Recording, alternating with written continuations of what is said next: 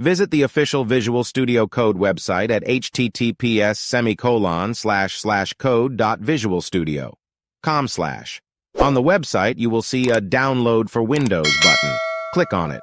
Once you click the download button, the installer file will start downloading. Once the download is complete, locate the downloaded installer file. It will typically be in your Downloads folder, and double-click on it to run it.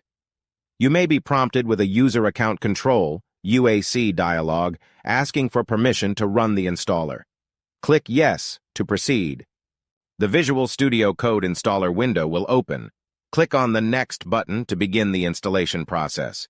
Review and agree to the license terms, then click Next.